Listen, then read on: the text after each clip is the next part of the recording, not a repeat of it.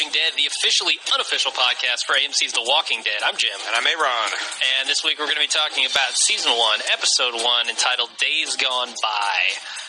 Before we get into the actual recap of the episode, we want to tell you, people who might be joining us for the first time, you might be thinking, what? First time? It's the first episode. We've actually recorded an entire season of this. We started with Season 2. 2.1. 2.1, because there will inevitably be a 2.5. But we started then, and now we are coming back to review the episodes from Season 1. We're going to try not to get spoilery, is my understanding. Yeah, so we're just like we do every week with our normal broadcast. Yeah. Before we talk spoilers, we will play a lengthy musical interlude at the end of the cast. So if you hear the recap and our views, and that's enough for you, you don't want to hear spoilers, shut it off when you hear the music. If you want to hear insights on Season 1 that we gleaned from all of Season 1 and Season 2.0 or 2.1. And the comic. Then stay after spoilers. Definitely. The other thing is, we usually read a lot of listener feedback on our shows. Mm-hmm. You might think that we don't do that a lot. But with Season 1, we're just basically recording back to back, just to bang it out to get it in our little off season we got here. So we're not sure how much feedback we're going to get and how much we're actually going to use, because by the time we get it, we might have already blown through. And we'll be in 4 episodes deep into the season. Yeah. So we'll see. We're not sure how this works out. Yeah, for sure. Okay, well, let's go ahead and get right into the recap then. We'll try to keep this one kind of short. So it starts out with Rick pulling up to the gas station and trying to get gas. And he takes a look around. And I got to say, Rick's looking exceptionally well in this episode. He is. He looks well fed. I don't think it's spoilery to say that he doesn't look so good later on. Yeah. I could really tell a difference between the two Ricks. It's weird. Yeah. Okay, spoiler off the bat. Awesome. The big question here, and this pays off, it's a question that kind of I wonder throughout the series is, why aren't all these bodies zombies? What is why are some people raised from the dead and why not? That's kind of a mystery that is explored throughout the TV series and the comics. But I just want to notice that we see a shitload of people apparently dead of natural causes. They don't appear to be bitten. They don't appear to be in any kind of blunt force trauma. They're just chilling out dead in the car. Yeah, I don't know. I mean, they haven't, to my knowledge, explained that at all. No, and I want to say more, but I just realized we're not spoiling. Yeah, we're not spoiling. But yeah, I don't know what the origin of that, the zombie virus or fungal infection, whatever it is. I don't know where it comes from.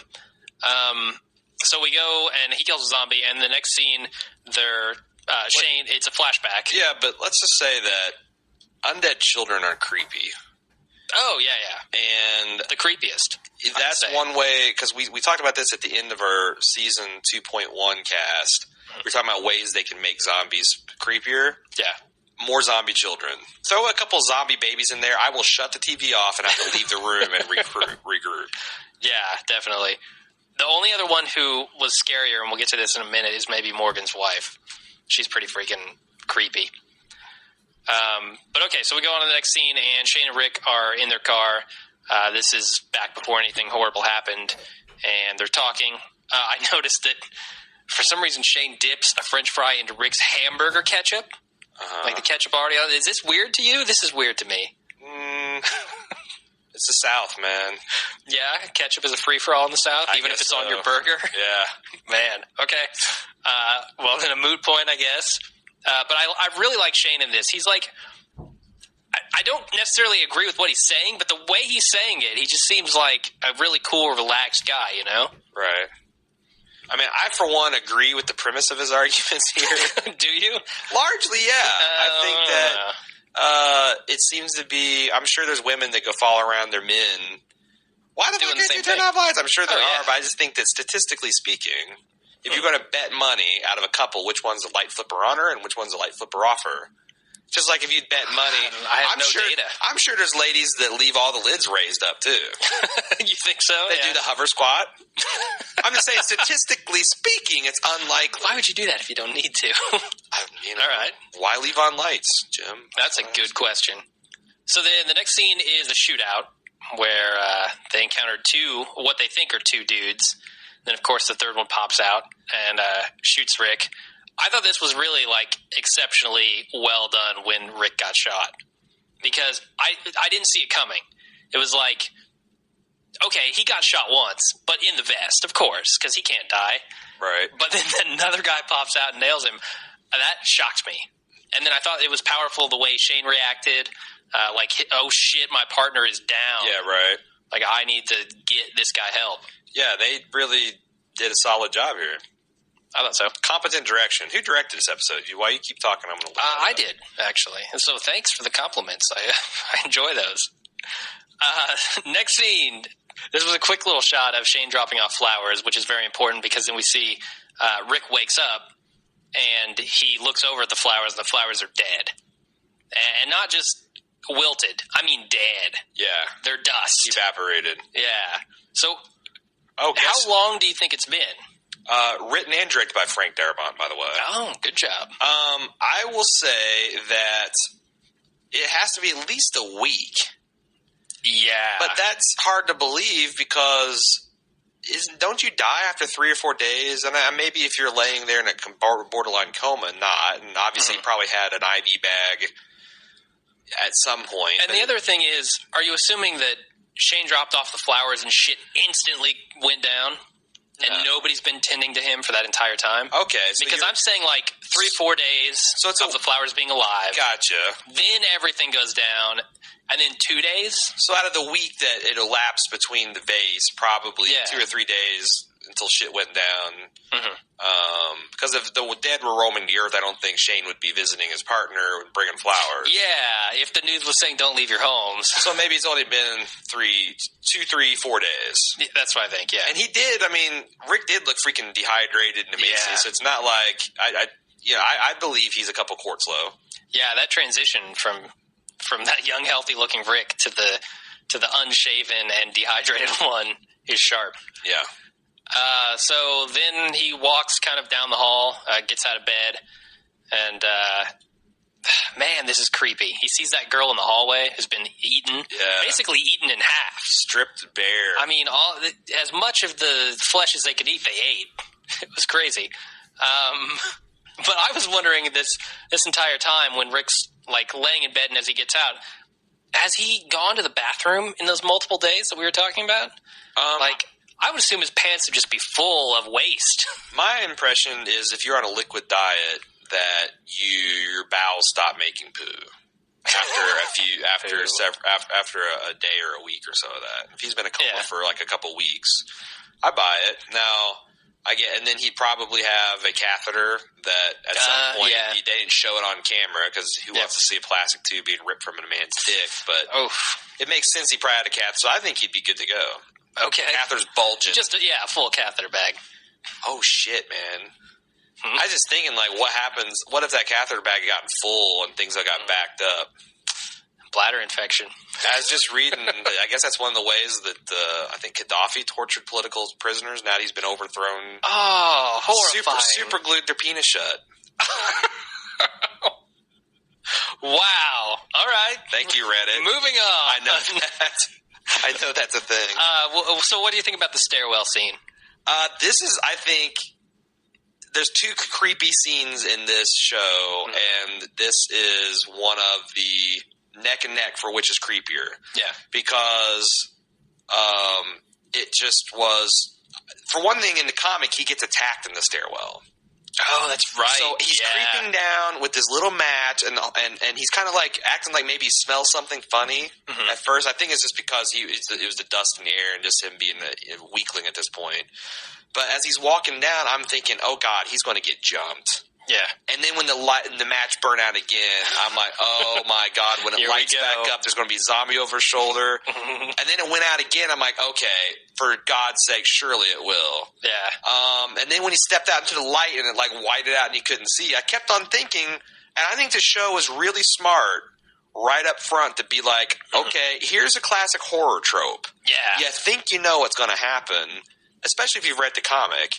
We're going to invert that so that they keep mixing that up. It seems like they frame stuff like it's a horror movie, and then and it pays off, and then sometimes it doesn't. So it kind of it ratchets up the tension because you just never know. Yeah, definitely. I like how they do that. So then Rick goes outside, and I'm going to say this shot where he gets outside is one of my favorite of the entire episode, because he comes down the stairs, and we see the first body. It like pans down. We see one. It starts panning over. We see two. We see there are a couple rows, and it progressively shows us more and more. And then the zoom out where there's just a field of bodies. The whole courtyard of the hospital is covered. And several flatbed trucks loaded up. full with multiple layers of them. Horrifying. It's like something out of Rick. Yes. You have no idea what's happening right now. Like you went to sleep in United States of America, and you woke up in a abandoned concentration camp in Nazi Germany with wolves. Yeah, like things eating people. Right. Which we mentioned. Did we talk about like what would you think? Because in this universe, if you don't know, they've made explicit that there is no such thing as zombies. Yeah, like that whole fiction doesn't exist. The concept of the dead arising. So if you're in that kind of universe, and even if you're in this one, you walk up to cafeteria doors that say "dead inside, don't open." What is your reaction? I would assume from that message that there were dead bodies stacked inside the thing, and they just didn't want you to get like infected or That's what I would assume. There's a lot of fanboys just like as soon as the shit went down, I'd have like they'd instantly know what to do. I like how I mean, it'd be like if in our universe you woke up in a hospital and there's doors chained shut and it said wolves inside, don't open. Yeah, and like there's werewolves in these universe. You wouldn't be thinking, oh, there's a bunch of fucking werewolves in that cafeteria. Exactly. You'd think just what the sign says. There's wolves. Yeah, and weird, but okay. I better not open the door. They did something really cool by having Rick be hurt at the beginning. So not only is he at a disadvantage because he doesn't know what's going on, but he's also on the death's door. Ultimate vulnerability. Absolutely. And naked practically. In a hospital gown, you feel the most vulnerable in. I'd rather walk down a hospital corridor naked than in the gown. With a gown with my ass hanging out. Yeah, that's a good point. I did notice also, going back to that shot, is they were all shot in the head too. All of the body bags had like red blood stains on the head. I didn't see. I was looking for that and I didn't notice it. Yeah, it was creepy. So that kind of adds to it. And then talk about even creepier. Rick gets out of the hospital area and then he goes to the park. I guess he's walking through. I don't know. And he sees Bicycle Girl. Right. Oof. Bicycle Girl is creepy. Well, she's extremely well done. I mean, it doesn't seem like it's possible that she's a practical effect. Yeah, and you want to talk about why that is? Because I guess people wouldn't know that yet. So I guess the actress they got is like emaciated in real life. Yeah, like she's very skinny, and they do that so that they can build up your facial prosthetics. Like if you have naturally hollowed in cheeks and skinny around the arms, they can build up that and make like realistic wounds and peeled off flesh and not look like. Like if they did that on my head would look like a fucking watermelon. Because I've got an enormous fleshy head anyway. You add prosthetics on top of it. It's just a horror show. Actually, you can see exactly what that looks like. I posted a picture of me wearing a Terminator prosthetic. Oh, that's right. On the Facebook page. So sweet. If you want to check that out, facebook.com/baldmove. But anyway, that's the kind of like in effects that Frank Nicotero. Greg Nicotero. Yeah. I like to call him Frank. It's a nickname. You guys are just like I call you Jim. You guys are on a third name basis. I guess he kind of preferentially gets people that are thinner, and that's something we've talked about. Like, where are all the fat zombies at? Yeah, I guess it's harder to make them up to look like zombies. Apparently so. So awesome. Plus, they're the first to be eaten. Who are the first? Oh, the fat zombies. The fat people in general. Like the zombies don't just like it's just like gristle. They're like, oh, this is a nicely marbled piece. Yeah, this has got some flavor to it. To the bone. Awesome. So then Rick makes it back to his house. This was interesting to me because his reaction there, where he breaks down. He's like, he can't even comprehend what he's seeing. He thinks he's in a dream. Like that to me is the first stage of the realization that he's undertaking in this episode. Yeah, I like how you notice that he rode the bike to his house British style. All I'm saying is the seat was up a little high. It's totally Mary Poppins. The handlebars. Oh yeah, no. Yeah. That's Dick Van Dyke. Except for I don't think he's English. No, he's not. Well, Andrew Lincoln ain't American. That's so true. That's busted. true. It Anyway. all makes sense. Yep. It's what happens. It's what happens when you fake a culture. You get poor bike riding. You ride a bike like that. Oh, man. All right. Did you have anything to say about that scene? No, just the scene where you see Dwayne sneak up behind Rick. Here is another excellent example of how they invert horror tropes. Because usually, if a character sees a threat in his, or doesn't see a threat, and then you see a dark shape loom up behind him, it's like, oh, here's the zombie. In this case, it's it's a shovel to the face. It's a 12-year-old boy with a shovel to the face. Yeah, and so it's still a threat. I felt like this was the first time that Dwayne had attacked a zombie because, Dad, I got him. Yeah, he's like seems overly excited about it. Right. So it's just kind of funny that that's his first attack, and then Rick's the guy they attack. Right. I was also wondering why Morgan and his kid were separated. Like, Morgan came from the woods on the other side of the road. Yeah, don't think too hard about that. No, turn your brain off a little bit more. Okay. Maybe it won't hurt so bad when I get hit in the face with a shovel. Yeah, make your brain go limp. You don't get a concussion. So Rick passes out before, and Morgan didn't keep his promise that he was going to kill him. No. If he didn't tell him what kind of wound that was. No. It would have been a short-ass series if he had a... It would have been. So Rick passes out. They take him inside, and when he wakes up, Morgan interrogates him, basically. Right. He's asking him about the wound. He's asking him, like, where he came from, what happened, all that stuff. And this just kind of shows you, because, Morgan several times alludes to things getting crazy.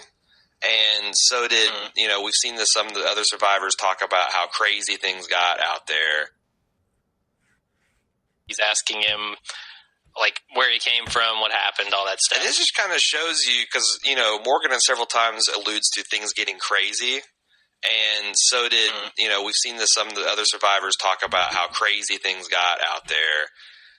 For a guy who seems as even-keeled and kind of cool as Morgan to tie a man to a bed, and then after he's earned your trust enough that you're going to let him go, you give him a long monologue about how sharp this fucking knife is and how you're going to stick it in you.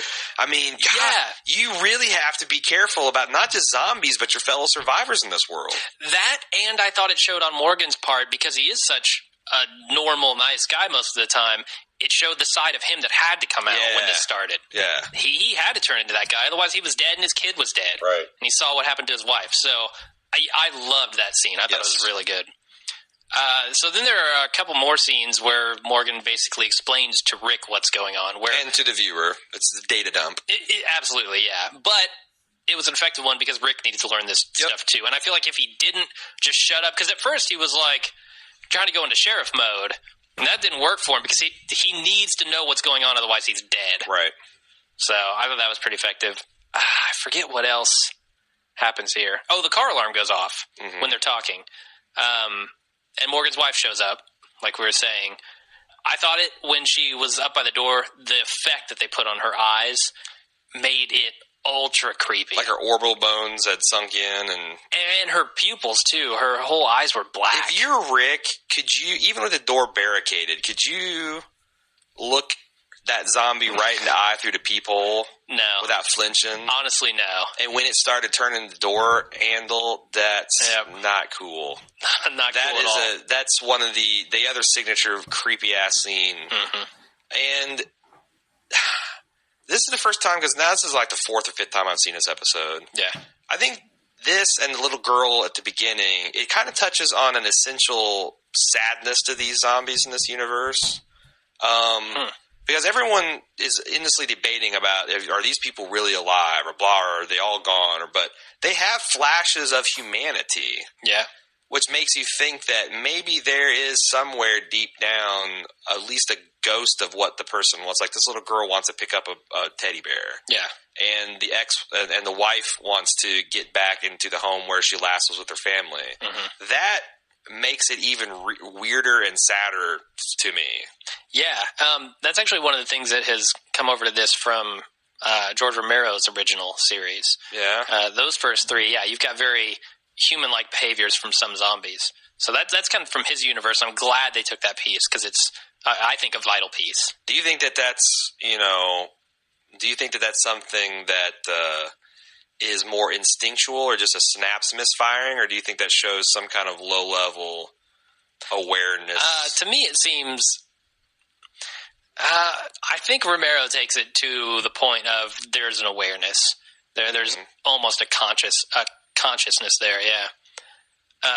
But I don't know. I don't feel like that's there in this one yet. So maybe they get there eventually. I don't know. Right. Okay. Well, I just thought that was. I thought it was, this and the resolution of the Bicycle Girl plot is very, and especially Morgan's emotion dealing with his wife. I mean, it's just very sad. I'll just think about like Rick says, "I'm sorry this happened to you." You could say that about any one of the zombies you meet. Sure. Anyway.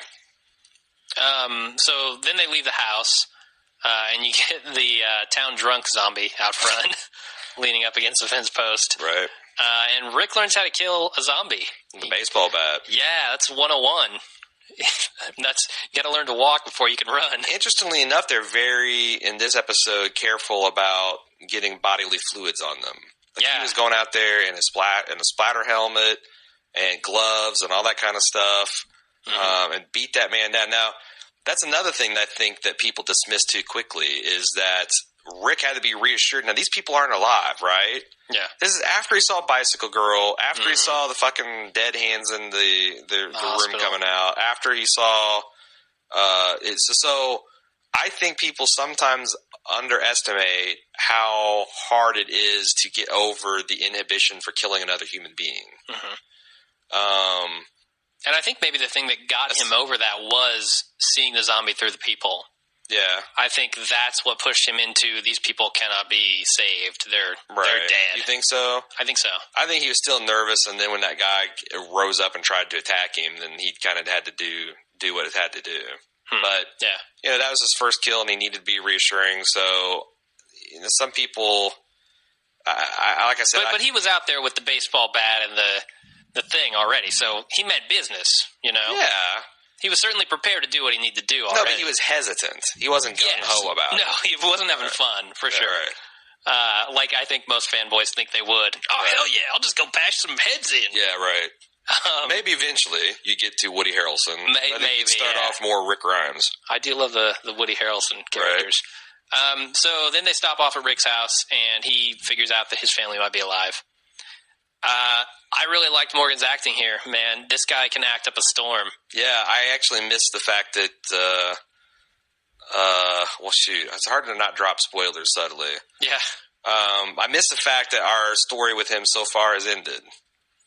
Okay. Because I'll just drop it. We ain't seeing Morgan again, so, Morgan gets his eyeballs eaten by zombies. Plucked out. He's definitely a plot point that's left dangling. Sure. So we're going to spoil it for you. Anyway, I didn't have much else to say about this scene. It was really powerful, but moving on, they make it to the police station and they get hot showers and weapons. Yeah, nothing better than hot water and guns and the walkie-talkie. Yes, that's crucial. They get a walkie-talkie. So then they go outside and Rick finds Leon. I guess that's his name. And he goes over and he shoots him. Right in the face. It didn't seem like he felt too much remorse about that kill. Do you think it's because he hated Leon in real life? A little bit, yeah. He said he was careless and dumb. He looked like a rat-faced little bastard, too. Come on. The type of guy Book by its cover, man. The type of guy you want to shoot in the face, maybe. All right, I'll buy that. It's like a carny. So they part ways, and Rick goes back to the park to find Bicycle Girl, as you had said. I thought it was really smart to show very strongly what type of character Rick is here. But because he comes back for this Bicycle Girl to put her out of her misery. Right. It shows that he's like the ethical one. He's going to do what he feels is right at all times. Why do you think he did? It's almost like he had to do that before he left town. Mm-hmm. Why? Out of all the zombies that are in that town. Yeah, that's a good question. Why did he have to go hunt the one with the femurs hanging out her torso? Maybe she looked the most tortured to him. I don't know, because she couldn't walk. She was cut in half. She'd never be able to bite another person. I mean... Yeah. And even if there was a cure... Once a dog is too decrepit to chase cars, it's time to put him down. They're never going to get happy. No, you can't stand to see a lifelong sad zombie. No. All right. Them puppy zombie eyes. Moving on. So Morgan decides to start shooting zombies. He goes back to his house.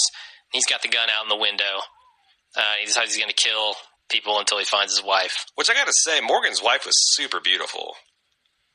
Oh, yeah, the picture of her. I mean, before. every time I see her, I'm thinking, because you see her as a zombie, and it's like, whew. I thought that's what you meant. I was like, ooh, I don't know, man. A little savage.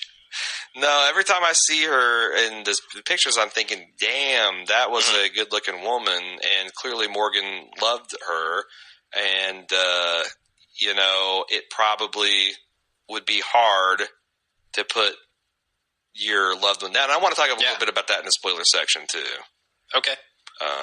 So, yeah. Then let's go to the next scene where Rick actually kills the bicycle girl. But this is actually kind of a group of scenes. But Morgan doesn't have the balls to kill his wife. He can't do it. Mm-hmm. What do you think that says about Rick's character? The fact that they're showing these two scenes, one can shoot it, one can't. Well, I would have to see Rick kill Lori as a zombie before. Okay. Because... Again, I want to get a little bit more into this familial dynamic in the spoiler section, but I think it's a lot harder to pull the trigger on someone that you recognize as yourself, especially since, she wasn't that far gone. Like, it wasn't her jaw hanging off. She recognized it looked like his wife. I'm sure he's woken up to her looking about that bad. Say she had the flu, or she's had that, she's been laid in bed and no makeup, and, he's probably, vomit in her hair. He's probably seen her pretty rough. They've been married for at least 12, 13, 14 years, right? Yeah, sure. You're not always at your best. Yeah, plus I'm sure when she was having the kid, she didn't look fantastic. Yeah, so you're looking at your scope and you're overlaying your ideal image of her and seeing her at her worst, and now you see her like this, and, you know it's the right thing to do, but... Now, you brought up a point. What do you think happens from here? Do you think that they were overrun and they die? I don't know, man, because I don't think it ever shows them leaving, does it? It just cuts away to Rick. Yeah, and again, we know that when you shoot zombies, they were worried about gunshots. Oh, and we saw the final shot was of the zombies' POV looking to Morgan, and there was a whole piss pot full of them. Yeah. Now, again, the house is barricaded, but you got to wonder how many zombies pounding on it could it withstand? Yeah, because I don't think they've ever taken an attack like that, right? Right. So, I don't know. They may be dead. Maybe. Who knows? So in the next scene, Rick makes contact with the camp. He's driving down the road. I thought this was actually a pretty cool reveal of Shane as a character. Do we even find out his name? I thought so. In this one? They talked about that. Well, I've been talking about him for a year. It's not a spoiler, goddamn. Yeah, it's not a spoiler. The guy's name is Shane. What part of his character did you see it come across? Oh, no. I didn't think it was revealing of his character. I thought it was a cool way to bring him in. Oh, yeah. Like, to introduce him. It's just, gotcha. Like, Dale says, hey, you work this thing, come over here. And Shane walks in. And it seemed like that the group kind of deferred to Shane at this point. He's more or less their leader, which I don't know in real life. Would you defer if you were in that situation? Would you defer automatically to a police officer? I don't think I would not. Probably. But also the other thing is Shane was apparently the one who was like in survivor mode. Yeah. Like he was just taking control. Right. He was going to save these people's lives, But it seemed like everybody kind of looked to him as a leader. Yeah. So I just want to make a note of that for later. Well, a lot of his skills come in handy in that situation, And people so he's kind of a natural leader. People are kind of taught to defer to policemen, so. True. The one question you asked me here because Lori stormed off, and he said, rightly so, this is the first of many dumb bitch things she does. Okay. I don't mean dumb bitch like misogynist. I mean she's literally does something dumb, and it's also kind of a bitch move. Gotcha. So, but this is the first of many things she does, and she just kind of storms off. And as Shane rightly points out, you just can't get pissed and walk off from the group into the middle of the woods like this. Yeah. And if you don't want to do it because I don't like it, then do it because Carl needs a mother, damn it. So then he tries to pull a couple moves on, and Carl Jr. cock blocks him. Carl's Jr. Carl Jr. I just Carl's Jr. I feel Fuck you, hungry. I'm eating. Isn't that the other name for Hardee's out west? Yeah. I'm hungry, man. I gotta have myself a Monster Frisco melt. But Shane's got a Monster Frisco melt for you. He's got those monster lobes. Yep. Anyway, So you asked me if this was the first time that they had... No, or had they boned at this point? Yeah, had they hooked up before this? And my guess is no, because the way they played this scene, it's kind of spoilery. I may need to save this for the end. Yeah, let's save it. Okay. Let's save it. But no, I don't think that's the first time they've done anything physical. All right.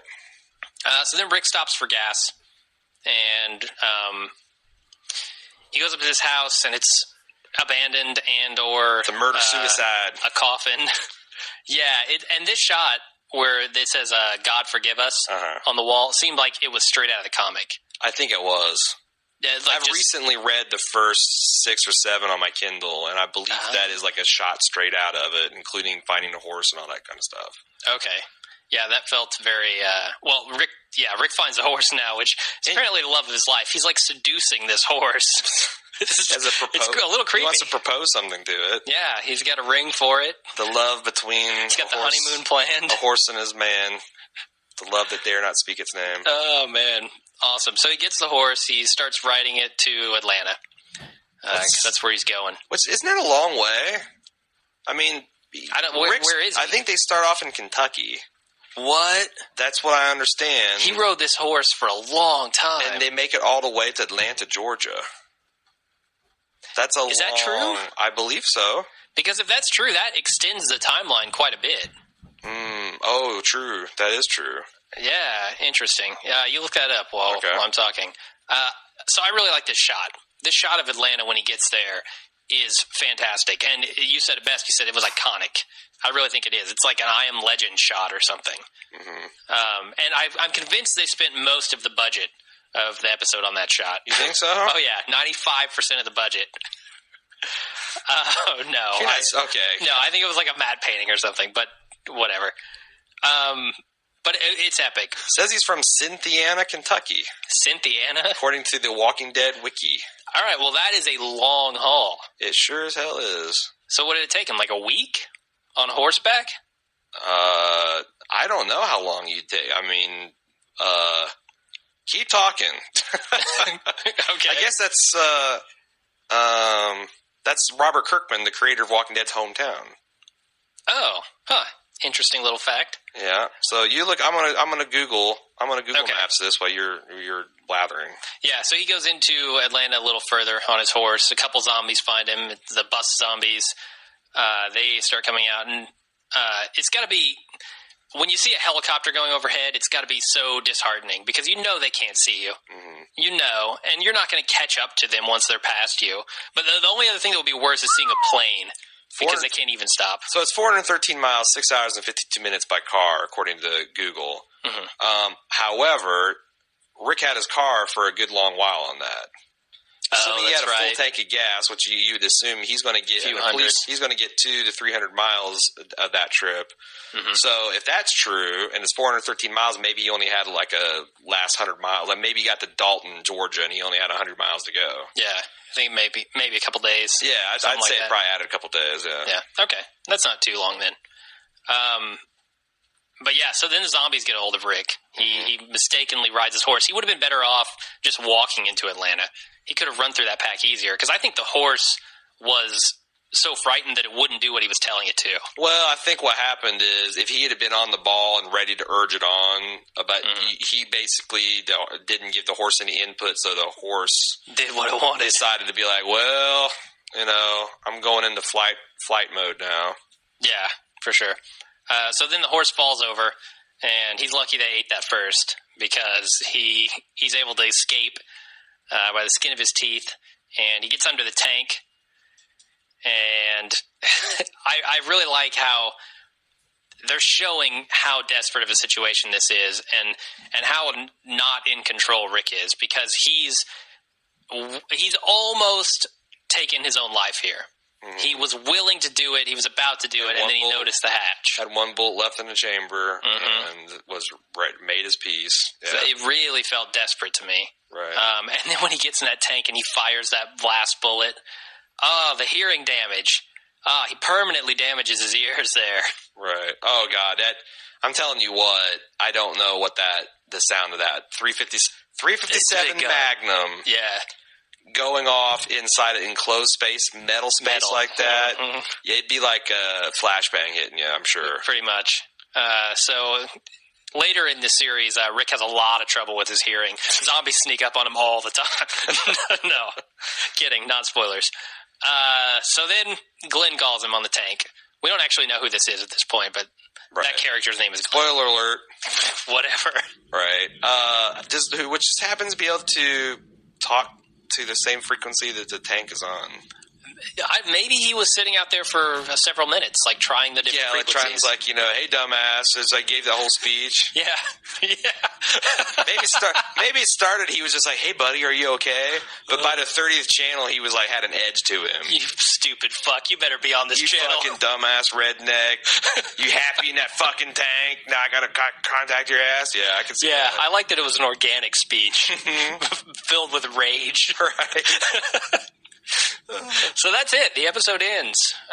We're left with a giant cliffhanger. We do see the zombies climb, sort of. Oh, yeah. No, that's a good point. The last shot of that scene, or this episode, is fantastic, where they pull up and away from the tank, as everything's being swarmed, the horse is being eaten, the guns aren't even visible on the ground. It looks like ants. You've seen like you drop a lollipop? A drop of lollipop on a sidewalk. That's exactly what it looks like. Yeah. They're swarming. Good word. It's a nice woody word. And that's it for the episode. Do we want to do an outro and a spoiler section? Yeah. Again, I'm not sure how much feedback we're going to be taking. Probably the best place to engage us is Facebook at this point, because we'll be checking that every day. Or Twitter. I check that all the time. And we'll try to, if you send us email, if you want to ask questions and stuff, that we'll try to get back to you. But I don't know how much we're going to incorporate in the show. Any rate, after I've discouraged you from doing so, you can follow us. You can see all of our podcasts, including ones on Breaking Good and the other shows we'll be doing in the future, at baldmove.com. You can access our Facebook fan site to keep up with what we're doing and talk to Jim and I at facebook.com/. And we'd appreciate your support with iTunes. We always appreciate positive reviews and ratings and subscriptions there. And if you'd like to more materially support our cast, you can use our Amazon affiliate link at amazon.baldmove.com. And the way that works is that takes you to Amazon, and any shopping that you do there while you use that link gives us a tiny, tiny kickback. It doesn't add anything to your order. That's the thing. It doesn't cost you any more. So it really helps us. If you're not using an affiliate link, and if you've got some other affiliate link that you like, I'm not saying, but if you're not using any affiliate link, you've never heard of a program like that, try it out, because it does, we use it exclusively to offset our bandwidth costs, which you wouldn't believe it, but hundreds and hundreds of gigabytes of internet traffic per week adds up. More than I thought it would when we started this, honestly. Right. So we'd appreciate any help you can give us that way. Else, that's all I got, unless we're ready to kick the spoilers. Yeah, let's go ahead and kick the spoilers. Until next time, I'm Jim. And I'm Aaron. See ya.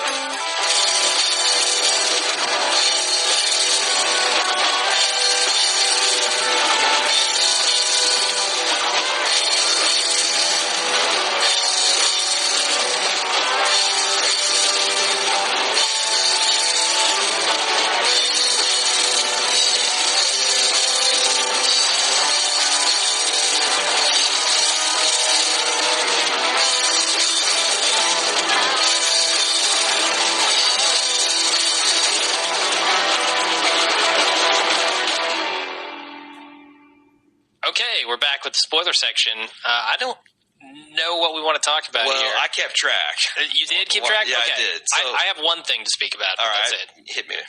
No, I don't have it right now. Go for it. I have to find it in my outline. Well, I was going to say that, what did you think about the little girl and Rick killing her at the beginning? Or I guess re-killing her? Do you think that actually foreshadowed what eventually happens with Sophia?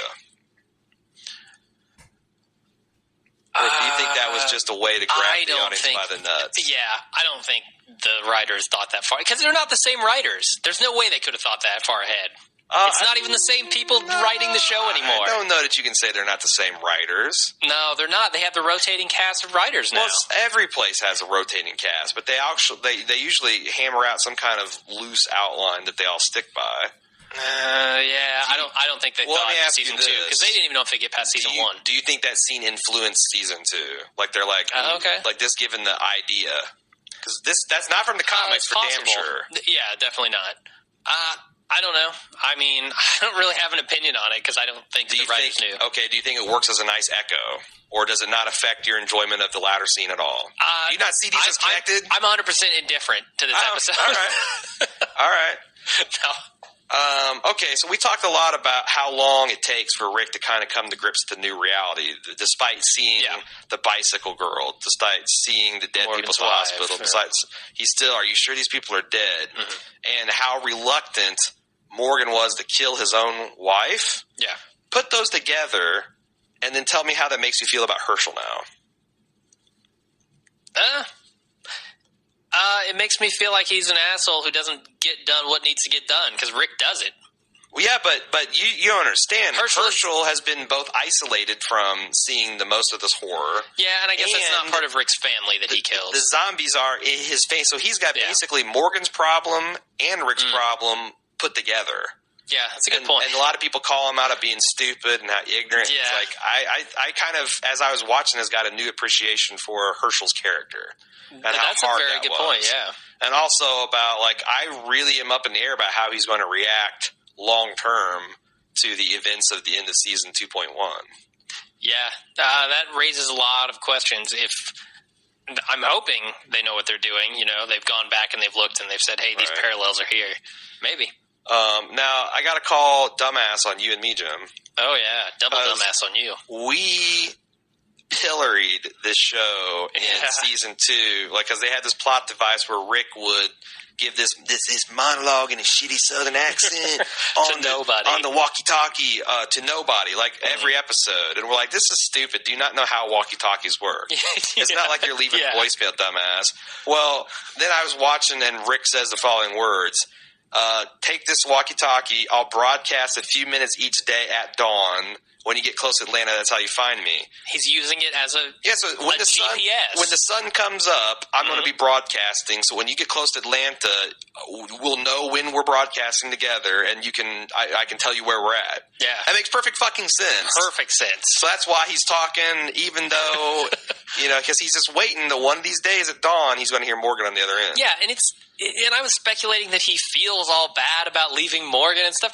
Bullshit. He just doing what he said he'd do. Right. Yeah. So, and using it for a practical purpose. So we're dumbasses. But I gotta say, nobody called us on that shit. Yeah. So like, double dumbass on you guys. We did a lot of this stuff in Breaking Bad where we hadn't seen like season 2 for a while, or even season 3 had been a year.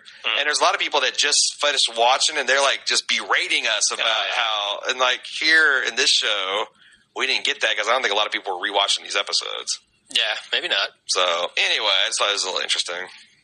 Double dumbass on us. Yeah, double dumbass. So, the thing I want to talk about is when Rick and Shane are talking in the car, and they say that Lori says, I wonder if you even care about us at all. And she said this right in front of Carl Jr., who... It's interesting that this is the same day that we see in that flashback where Shane has to go. Wait, were you tell Lori? Were you joking just now, or did I infect you with the brain bug? No, I was joking. Oh, thank God. Because we both can't be doing that, man. No. This is the same day that Lori has to tell Carl that his dad's been shot. After she had just said, I wonder if you even care about us at all. Ooh, you're right. Because we see the flashback. I want to say it was like episode 5 of season 2. Yeah, and a lot of people said that they saw in the way Shane and Lori interacted in that flashback that there was something going on between them. Yeah. And I noticed that like Shane gave Rick a lot of sideways looks when he was asking about Lori. Mm-hmm.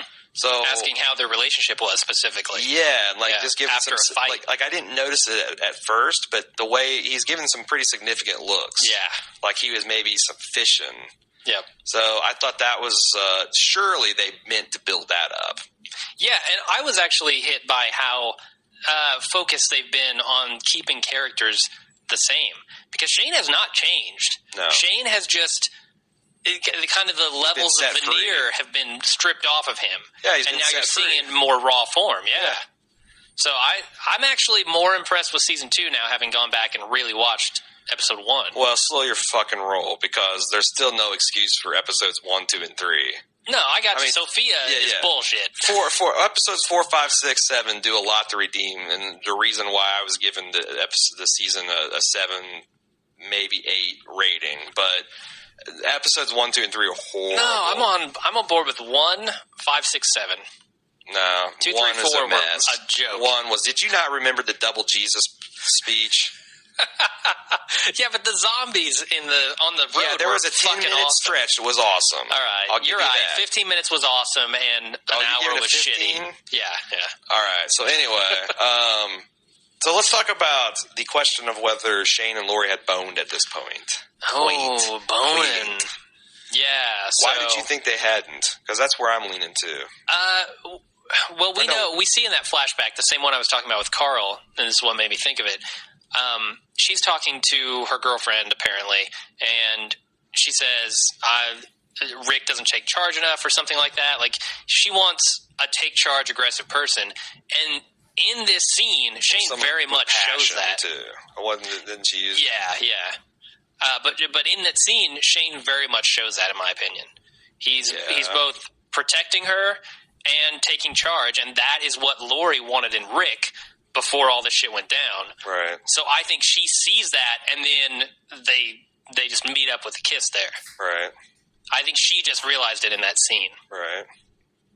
I mean, that's just my opinion based on watching the scene, but I don't know, do you have other information as to why you think maybe they had hooked up? No, man. I was just pondering. Okay. Well, that's my opinion.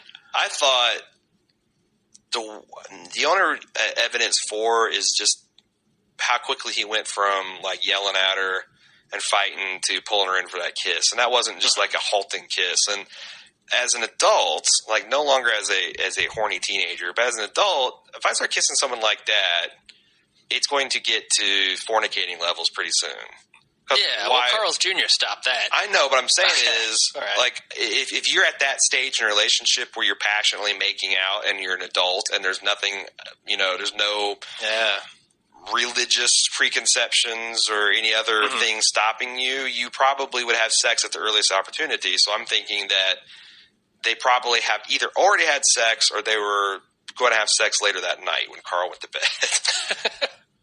That's take. Possible, yeah. Send Carl Jr. to bed and get it on. That's all I've got for spoilers. I mean, I'm sure there are a billion more we could talk about, but I didn't notice all of them.